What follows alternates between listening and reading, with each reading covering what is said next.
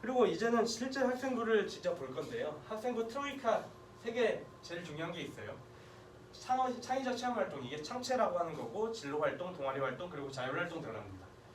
세부 능력 및 특기 사항, 이거는 세특이라고 많이들 하고요. 그리고 각 과목이랑 되게 긴밀하게 연결되어 있는 부분이고요. 행동 특성 및 조합 의견, 이거는 1년 동안 했던 거 학생이 했던 거를 이제 선생님이 지켜보시고 그냥 적어주시는 몇백 자 내외의 짧은 의견입니다. 일단 제일 중요한 건 세특이니까 세특부터 말씀을 드릴게요. 2019년 11월에 이제 대입제도 공정성 강화 방안을 정부가 발표를 했는데요. 여기에서 학생부 종합전형의 주요 평가 항목이라고 대놓고 나와 있어요.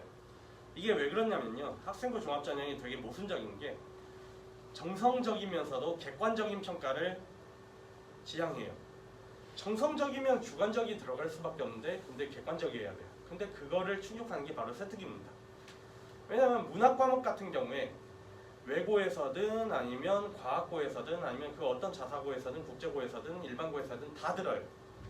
그리고 똑같은 교육과정 하에서 편제가 되어 있는 과목입니다. 그렇기 때문에 이거는 상당히 객관적이에요. 같은 교육과정을 거쳐가지고 할 수 있기 때문에. 그런데 동시에 정성적이죠. 같은 교육과정, 같은 인풋을 받았는데 나오는 아웃풋은 다 다르겠죠.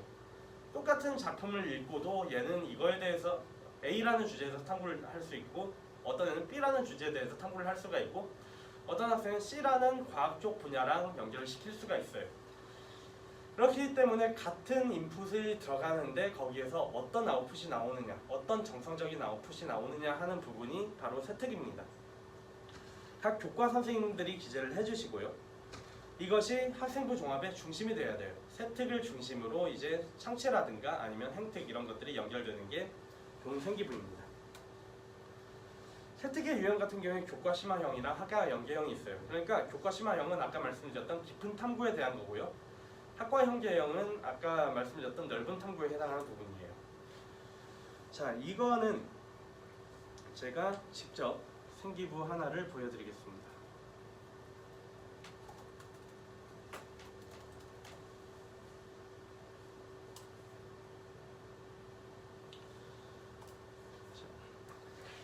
이 중에서 필요한 부분만 볼게요. 아까부터 계속 나왔던 동탄국제고 나와서 이제 고대 경제학과 간 학생인데요. 필요한 부분만 빌드업을 보여드릴게요. 1학년 때 세특입니다. 국어2에서 이제 처음 읽는 아프리카의 역사를 읽고 아프리카의 역사에 대해서 새롭게 알게 된 사실을 바탕으로 현재 아프리카 경제 상황에 대한 문제점과 발전 가능성을 탐구해보는 교육을 가짐. 이거는 이 학생이 일단 경제에 대해서 관심이 있구나. 그리고 또 개발도상국 아프리카라는 아프리카 그러니까 개발도상국 쪽에 관심이 있구나 정도 또 가볍게 시작을 합니다. 1학년 때 세특이니까요. 그 다음에 영어 1에서 딱히 뭐 특기할 만한 부분이 없어요. 수학 1에서 이제 아까 보셨던 무역과 무역정책이라는 아까 그거는 2학년 때 나오죠. 수학에서는 무역과 무역정책이라는 주제로 경제 속 수학 원리를 살펴봤다라고 나와 있어요. 그러면 이 학생이 무역, 경제 이쪽에도 관심이 있구나. 지금까지 나왔던 키워드를 잘 기억을 해보세요. 경제, 개발도상국, 그 다음에 무역이 있어요. 그 다음에 수학2에 별거 없습니다. 영어 독해와 작문 별거 없어요. 앞 두 뒷장에도 별거 없어요. 세계지리 별게 없어요. 여기서 그냥 인도네시아의 화교 갈등 정도, 그냥 그 국제 쪽에 관심이 있네 이 정도가 될 거예요. 윤사 별거 없습니다. 과학도 별거 없어요. 그냥 다 제가 별거 없어요 라고 하고 넘어가는 부분은 이 학생이 깊은 탐구를 되게 잘해줬어요. 경제에 굳이 연결을 시키지 않더라도 그래도 그 과목 내에서는 되게 깊게 탐구를 해준 학생이에요. 자, 그러면 이제 1학년 때 별거 없었죠. 경제, 개발도상국, 무역 합치면 이제 국제경제, 개발도상국 대상의 국제경제 정도가 되겠네요. 이제 2학년 때 보겠습니다. 문학 별거 없어요. 확률과 통계에서도 지금 뭐 사회복지 쪽 관련이 있는데 이거는 1학년 때 개발도상국이랑 엮이면서 그러면서 그냥 사회 소외계층에 대한 관심이 좀 있나 정도 볼 수가 있겠습니다. 미적분에서 아까 보여드렸던 정적분과 진위계수 키워드가 나오죠. 여기에서 진위계수도 소득 불평등이니까요. 이 학생 같은 경우에 조금 그 개발도상국이라든가 사회 소외계층 이 사람들에 대한 뭔가 경제적 지원 이런 쪽에 관심이 있나 정도까지 지금은 생각이 들어요. 그 다음에 심화 영어 별거 없고요. 여기 심화 영어 뒤에서 보면 조금씩 이제 주제가 깊어져요. 자본시장의 자유화가 개발도상국의 경제와 사회에 끼치는 영향, 그리고 개발도상국 보호를 위한 자유무역 반대. 슬슬 1학년 때 했던 키워드가 엮이기 시작합니다. 자본시장의 자유화가 개발도상국의 경제와 사회에 끼치는 영향, 이것도 보면 그 경제랑 개발도상국 키워드가 엮여 있고요. 개발도상국 보호를 위한 자유무역 반대, 이거 역시도 개발도상국, 무역, 경제 키워드가 다 엮여 있어요. 자, 그 다음에 제주 예멘 난민, 개발도상국이랑 연결은 시켜볼 수가 있겠지만 메인 스트림은 아니기에 뺐습니다. 그 다음에 국제정치에서도 보면 별거 없어요. 그냥 세계인권 선언이 나오는데 얘도 그냥 우리나라 독거노인과 연관시켜서, 그러니까 개발도상국 키워드는 아니죠. 그냥 깊게 나가고 있어요. 지금 봤을 때.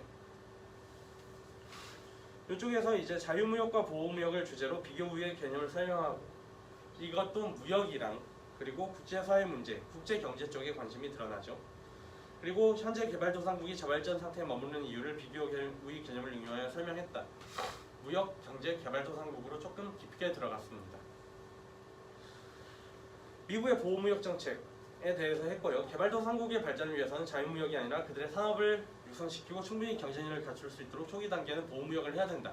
이것도 이제 개발도상국, 무역, 경제 키워드가 심화된 케이스입니다.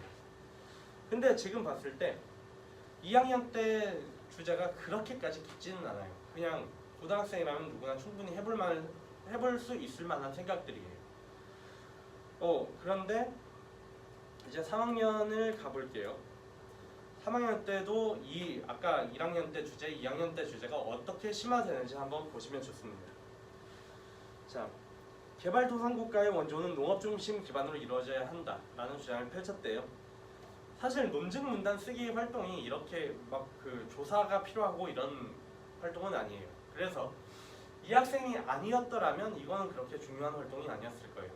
근데 이 학생이었으니까, 이 학생이 1학년 때, 2학년 때 어떤 활동을 했는지 다 아니까 그게 연결이 돼서 이게 의미가 있어지는 거예요. 이게 나만의 스토리죠. 다른 학생들이 이거를 가지고 3학년 때 썼다.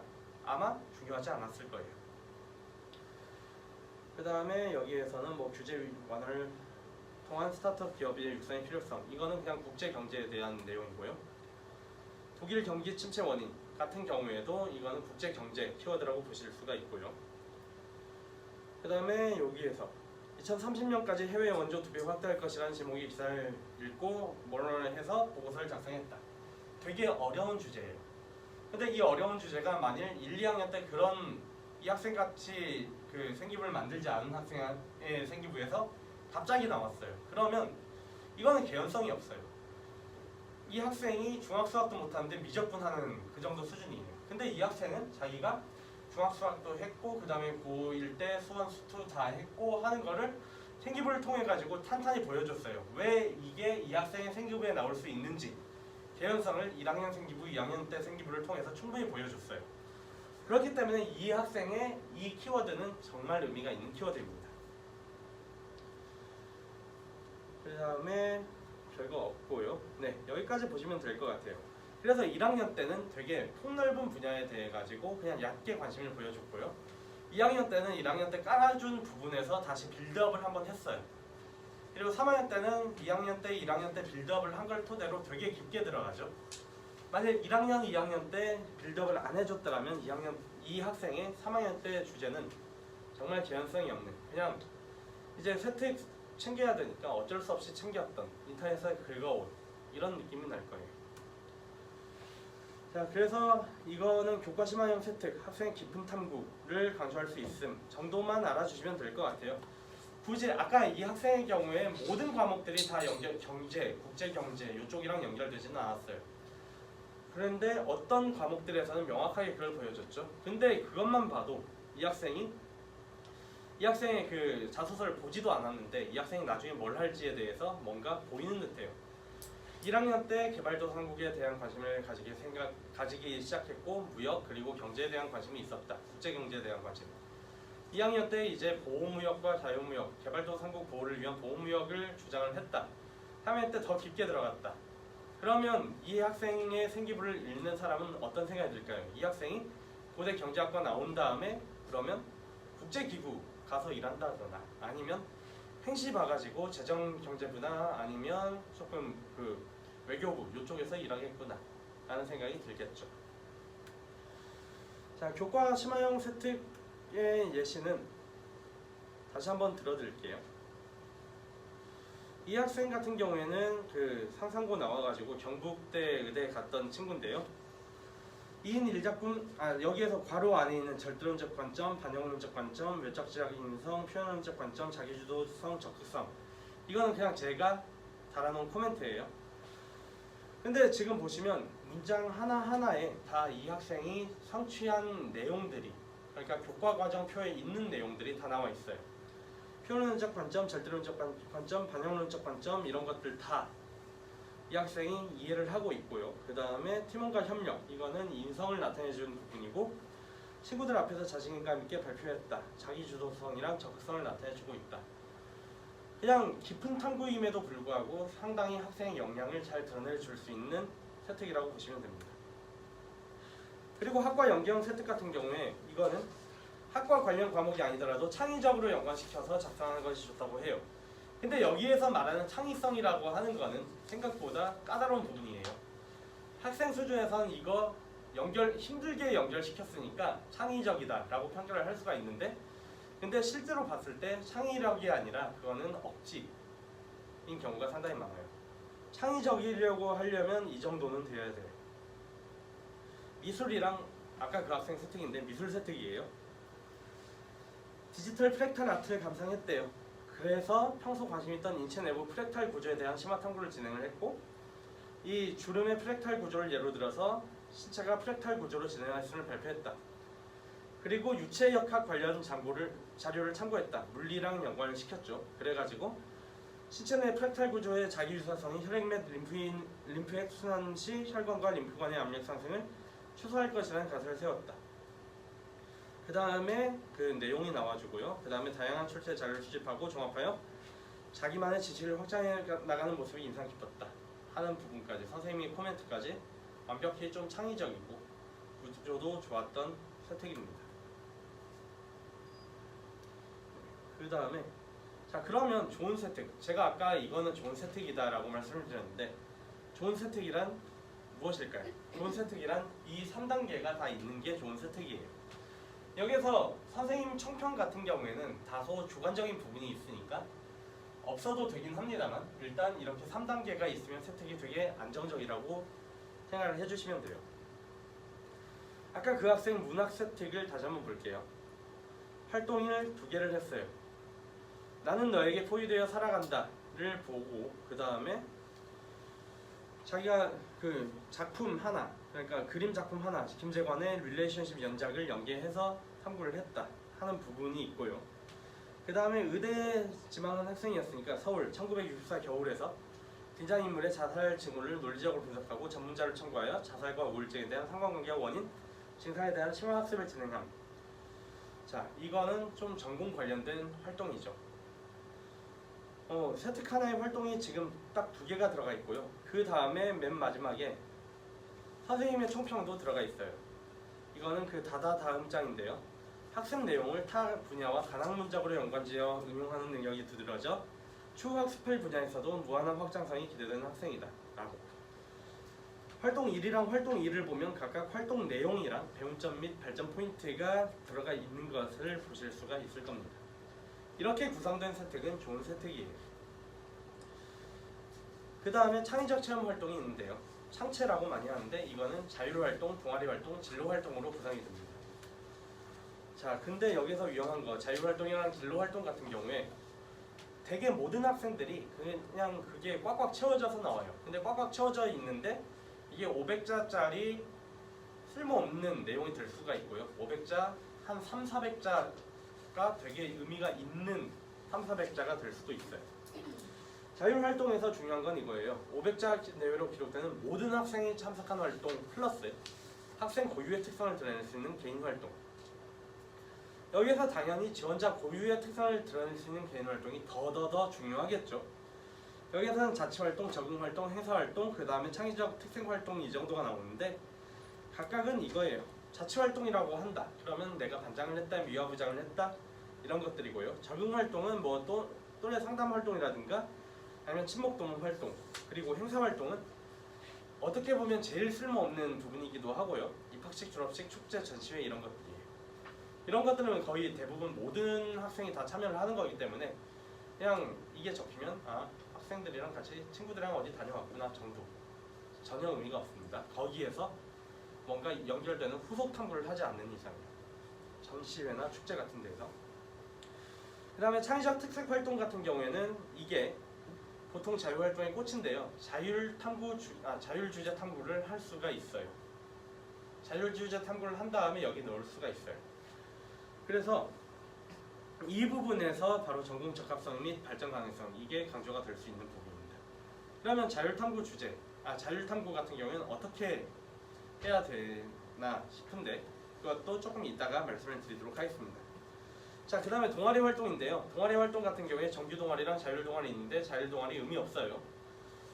그래서 자기 농구 좋아한다고 농구 동아리 들어가겠다고 하는 학생들이 있어요. 근데 그런 학생들한테 저는 웬만하면 그건 자율 동아리로 하고 정규 동아리에서는 진로 관련된 동아리에 들어가 보자 라고 추천을 많이 합니다.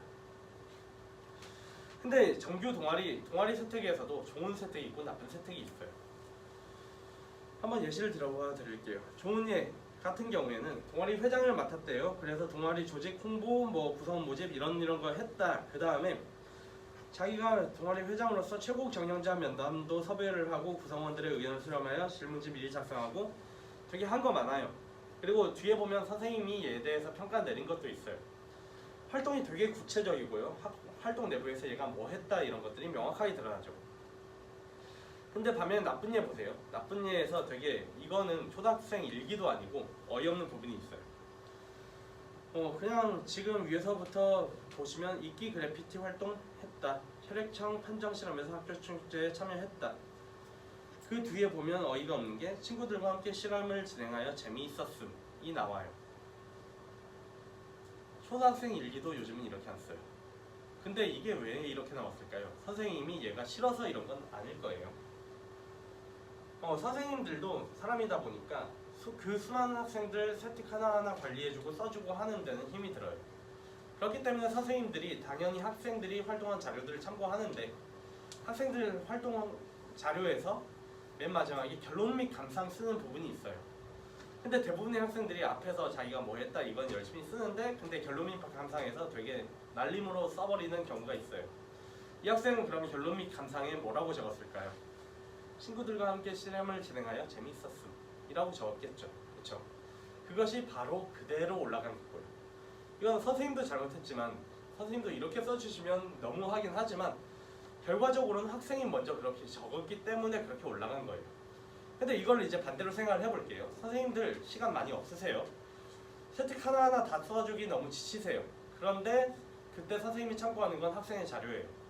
학생 자료들 중에서도 결국 결론 및 감상에 집중을 많이 하세요. 그러면 내가 세특에 이렇게 쓰이고 싶다는 것을 결론 및 감상에 강조해서 적는다면 그러면 세특이 그렇게 쓰여요. 그래서 선생님 어쨌든 세특은 선생님이 적어주시는 게 아닌가요? 라고 하는데 물론 어떤 특목고 자사고 이런 데들은 학생들한테 틀 잡아와라 하는 데들이 있어요. 근데 그런 데가 아닌 곳 같은 경우에도 충분히 이걸 강조를 할 수가 있는데 그냥 결론 및 감상에서 내가 세특에 적히고 싶은 내용을 적으면 돼요. 그러면 그게 학년 말에 그대로 거의 예쁘게 나와요. 선생님 입장에서도 그냥 복사해서 붙여놓기 하는 게 훨씬 더 편하시거든요. 복사해서 붙여놓기 한 다음에 그 다음에 그거를 조금 선생님 세특체로 바꿔주시고 그게 훨씬 더 낫습니다. 머리 짜내시기보다. 네, 그래가지고 이런 경우가 나쁜 예인데 나쁜 예가 보통 그래도 여학생들 같은 경우에는 어느 정도 성의를 들여서 쓰는데 남학생들 같은 경우에는 그냥 날림으로 쓰고 버려버리는 경우가 있어요. 그래서 이거는 남학생들한테 저는 특히 강조를 하는 편입니다. 그 다음에 진로 활동 같은 경우에도 여기에도 쓸모없는 것들이 좀 많아요. 근데 여기에서 하나, 희망 분야에 대해서 매 학기마다 이제 그 어머님들이 많이 물어보시는데, 학생들도 선생님 저 학교에서 희망 분야 적어오라고 하는데요, 진로 희망 적어오라고 하는데요, 많이 하는데, 결과적으로만 말씀드리자면 이 희망 분야 혹은 진로 희망 같은 거는 대학 입시 자료로 쓰이지 않아요. 대입 자료로 쓰이지 않아요. 그러니까 진로 희망 분야에 그냥 신부님, 깡패 이렇게 적어도 전혀 문제가 없어요. 그거는 대학에 올라가지가 않아요. 반면 근데 한편 그 진로 희망 분야를 적으라고 하는 거는 선생님들이 얘가 진로가 어떤 건지를 알아야 그거에 맞게 적어주시기 때문에 적어주시는 거고요. 적어달라고 요청을 받는 거고요. 그 다음에 생기부에 어쨌든 들어가야 되니까 적어달라고 요청을 받는 겁니다. 만일 명확하지 않아요. 그러면 그냥 공학 분야, 상경 분야, 인문 분야, 사범대 분야, 교육 분야 뭐 이렇게 그렇게 구체적으로 안 적으셔도 됩니다. 이거는 대입에 전혀 관련이 없어요. 자, 진로활동 유형에는 진로활동, 진로 적성검사, 교내 진로체험활동, 외부 진로체험활동 이렇게 있는데요. 여기에서 중요한 거는 진로활동 중에서도 진로탐구활동이에요. 진로탐구활동, 이게 그냥 단순히 선생님은 뭐 하는 직업이에요 이렇게 하는 것이 아니라, 아까 자율탐구 주제 보고서 낸다고 말씀을 드렸죠. 그것처럼 진로 주제 탐구 보고서도 충분히 낼 수가 있어요. 그것도 내면 진로 활동에 그대로 적힙니다. 자율 활동이랑 진로 활동 같은 경우에는 담임 선생님의 영향이기 때문에, 담임 선생님의 파트이기 때문에 이거는 만약 거기에 적히려면 학기 초에 담임 선생님한테 찾아가가지고 먼저 말씀을 조금 드리면 좋아요. 학생이 찾아가서 선생님 저 이렇게 진로 탐구 아니면 자율 탐구 이번 학기 전체 동안 한번 해봐도 될까요? 라고 하면 거의 대부분 받아주세요. 담임 선생님께서. 그런데 이제 학기 말에 가가지고 부랴부랴 하는 경우에는 담임 선생님이 안 받아주실 확률이 높죠. 왜냐하면 3학년이랑 다르게 1, 2학년들 같은 경우에는 학기가 끝나자마자 거의 다 생교부가 마감되는 경우가 많아요. 선생님들 데드라인이. 그렇기 때문에 선생님들 같은 경우에는 보통 기말고사 기간 때부터 세특 슬슬 적어주시기 시작하는데 그거를 이제 갈아엎어야 돼요. 그래서 선생님들 같은 경우에는 조금 많이 짜증이 나시고 그러시는 경우가 많아요. 그래서 만일 진로활동, 자율활동 이런 데 탐구 주제 보고서 내려면 그럼 학기 초부터 가서 좀 언지를 드리는 게 좋습니다. 그 다음에 진로 적성검사나 진로체험활동 같은 경우에 정말 전혀 의미가 없는 활동들이에요. 얘가 가서 검사를 했어요. 그래서 검사를 하니까 뭐 교사, 공무원 이쪽에 적합한 성향을 지녔대요. 그건 별로 중요하지 않거든요. 중요한 거는 애가 가서 무언가를 당한 게 아니라 애가 자기 주도적으로 무언가 탐구 활동을 진행한 것, 그것이 무조건 중요합니다. 그리고 진로 상담 활동, 그리고 진로 상담 활동 같은 경우에도 중요하지 않고요. 진로 관련 글쓰기나 진로 관련 독서 활동 같은 경우에는 좀 중요합니다. 독서가 이제는 못 올라가요. 그래서 학교에서는 어떤 방법을 통해서든 그 독서를 생기부에 녹여내려고 많이 노력을 합니다. 그것들 중에 하나가 진로 독서 활동들이에요. 그래서 1학년 때 만일 진로 독서 활동이 학교에 마련이 되어 있다, 반드시 참여를 하시고요. 그 다음에 거기에 더해가지고 선생님한테 이거 책 읽다 보니까 궁금한 점이 생겼다, 탐구하고 싶은 점이 생겼다 라고 하면서 자연스럽게 진로 탐구 보고서까지 연결시켜가지고 내면 훨씬 더 좋죠. 외고나 전사고가 일반 고등학교들이랑 다른 거는 이런 것들을 학생들이 굳이 찾아가지 않아도 학교에서 계속 시켜요. 그렇게 시키고 하는 걸 따라가다 보면 당연히 생기부 내용이 풍부해질 수밖에 없겠죠. 일반고에서도 외고, 전사고 그 정도의 생기부를 충분히 만들 수가 있습니다. 학생들이 근데 조금 더 적극적으로 참여를 해줘야 하는 부분입니다. 맨 마지막으로 행특이 있는데요. 행동 특성 및 종합 의견이라고. 이거는 사실 아까 말씀드렸다시피 되게 주관적인 부분이에요. 근데 학생부 종합회사의 평가는 정성적이면서도 객관적인 평가를 지향해요. 그렇기 때문에 행특의 중요성은 점점 사라져가고 있습니다. 선생님들은 어련히 그냥 좋은 내용 적어주시고요. 그냥 만약 선생님이 너무 안 좋은 내용을 적어주셨다, 그것만 조금 주의를 하시면 돼요. 그것만 조금 선생님한테 찾아가서 그래서 말씀을 드리면 됩니다. 그래서 결국 중요한 건 세특이에요. 세특에서 뼈대가 만들어져야 되고요. 그 다음에 세특의 뼈대를 토대로 세특에서 진행을 한 거를 더 심화 탐구를 동아리에서 한다든지 아니면 개인 자율 탐구나 진로 탐구를 통해서 한다든지 하는 부분이 필요합니다. 그래서 각각의 의의를 말씀을 드리자면 세특이라고 하는 것은 학교에서의 인풋에서 얼마만큼의 아웃풋을 뽑아낼 수 있는가예요. 학교를 다니는 목적은 자율활동도 아니고 동아리 활동도 아니에요. 학교를 다니는 목적은 수업 듣기 위해서죠. 그러면 그 수업을 얘가 듣고 얼마만큼의 아웃풋을 뽑아내느냐, 이것이 바로 세특에 나옵니다. 대학도 당연하죠. 대학의 입장에서도 이 학생들이 자기네가 제공해주는 그 교과 과정을 듣고 얼마만의 아웃풋을 뽑아내는지에 대해서 관심이 많겠죠. 그래서 그런 학생들을 뽑기 위해서 대학은 세특에 주목을 합니다. 그리고 창체 같은 경우에는 동아리나 자율활동 같은 경우에 세특에서 배운 내용, 그러니까 교과에서 배운 내용을 확장하는 활동이에요. 부가 되어야지 주가 되면 안 돼요. 창체 같은 경우에는. 그리고 행특 같은 경우에는 객관적인 요소가 제일 적기 때문에 그렇게까지 중요도가 높지는 않습니다.